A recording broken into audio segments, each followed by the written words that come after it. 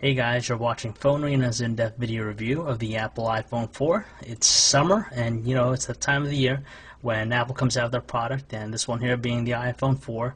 We've seen it plenty times in leaks before, and it surprisingly has a refreshed look, the biggest overhaul yet to date compared to the original 3G and 3GS. A lot of neat features too that accompany it, and we're going to take a look and see what it has to offer.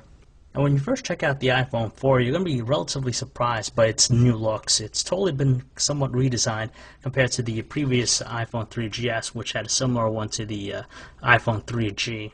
So it's the biggest overhaul in design since the original iPhone. So the thing we like about it is it's extremely thin. It comes in at 0.37 inches thick, so it's a lot thinner than the iPhone 3GS. At the same time, we do like the choice of materials they use to make this handset. It has a really quality feel, premium in fact. You have this glass-like material on the front with an olefophobic coating, and the back too, same exact thing. It's very reflective, and it'll also attract a lot of fingerprints. But thankfully, the olefophobic coating does help in repelling that. It also has a stainless steel brush band around the handset, which acts to be in the antenna as well to get you better service or connection, as Apple touted. And we're overly pleased with the nostalgic look of the handset. It feels good and has a really good weight to it, and construction, as always, feels fantastic with the device. Easily one of the best features that we love about the iPhone 4 definitely has to be its Retina display, as Apple likes to call it. Now, in fact, it's actually an LED backlit IPS display. It has a resolution of 960 by 640 with support for 16 million colors. So essentially what that does is it provides a lot of pixels per square inch. It also retains the same 3.5-inch display seen on other iPhones. And the reason that it's so highly regarded is because you could see text that are quite legible and very easy to read. When you compare something like the iPhone 3GS with lower resolution screen, you would clearly make out that the text on the iPhone 4 is a lot more superior than it is on the 3GS. Same thing when you load up a website. You can see our website from a zoomed out view. You could definitely read out the small fine print on the iPhone 4. At the same time, it also has pretty good viewing angles, so even in direct sunlight it handles well. And we also like the fact that it has that olefophobic coating to make it look pristine every time you take it out of pockets. Just like some of the high-end smartphones we've been checking out of late, the iPhone 4 also packs a front-facing VGA camera. Below the touchscreen, you have the usual home button, which is surprisingly a lot more springy than the previous one, the 3GS. The same thing applies to all the other buttons, the dedicated ones. The volume rocker are now separated, two separate buttons. You have also the vibrate switch on the top. You have the 3.5mm headset jack. That small hole is for the noise cancellation microphone. Dedicated power button. And on the right side, you just have the micro SIM card slot. At the bottom, you have the speaker and also proprietary USB charging port. And on the back, the only thing you'll see is just the 5-megapixel autofocus camera with flash. The experience of iOS 4 on the iPhone 4 is the same thing that we already saw with the iPhone 3GS.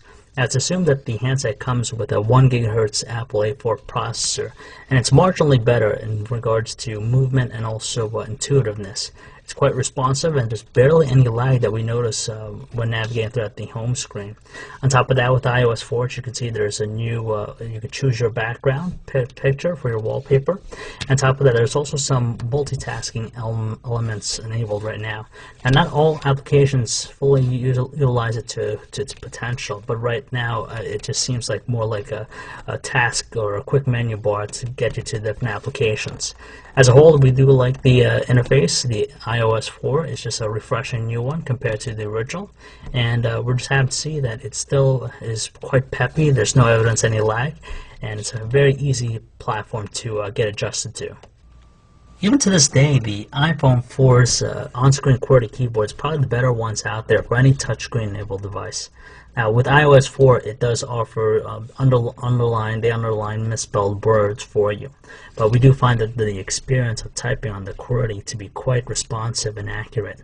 We like the fact that the predictive text option definitely helps as well. To tell you the truth, there's nothing really too different with the web browsing experience on the iPhone 4.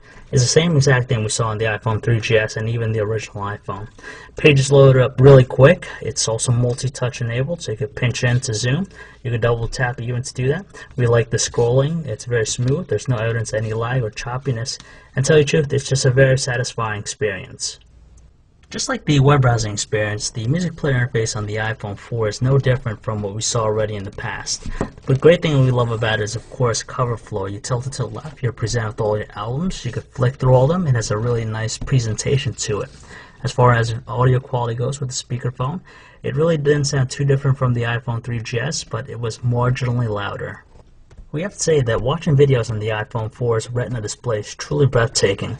Videos played pretty smoothly, there's no evidence of any lag, and as you can see, it's consistent as far as frame rate goes, and just the overall experience is quite gratifying. Alright guys, so we have FaceTime here. We're connecting my buddy, pal, Kyle, and I'm just going to ask him real quick, how do you like the FaceTime, Kyle? I think it's cool. This is definitely an awesome new feature of the new iPhone. And I think we'll see it in some other phones. How's the speed and as far as I guess the quality of video and also the audio? Yeah, no, video and audio are in sync, which is surprising. So you're overall happy about it? What was that? So you're happy about it? Oh, definitely, definitely. I see once more people get the iPhone 4, I definitely see this becoming popular. Alright, so there you guys have it. That's this FaceTime for the iPhone 4, and we'll check back here. We're really content with the iPhone 4's 5-megapixel camera. It managed to produce some good photos outdoors in great lighting conditions. Images were quite detailed. At the same time, they were also neutral looking colors. All you gotta do is just tap anywhere on the screen to focus. You can press the button, take a shot, press it again, take another one, and you even have the digital zoom available to you. On top of that, the phone does well in low light conditions thanks to the lens and also LED flash, but when we use the flash, it tended to look a little bit more overexposed than anything else. We're happy to see that 720p video recording is enabled on the iPhone 4. Videos were quite detailed, to say the least. At the same time, there wasn't too much lag or stutter thanks to the 30 frames per second it was shooting in, but outdoor conditions we tend to notice a little bit of jerky movement, and also the white balance was off every now and then. But luckily it has the ability to manually focus, so you always get pretty good detail at any given time.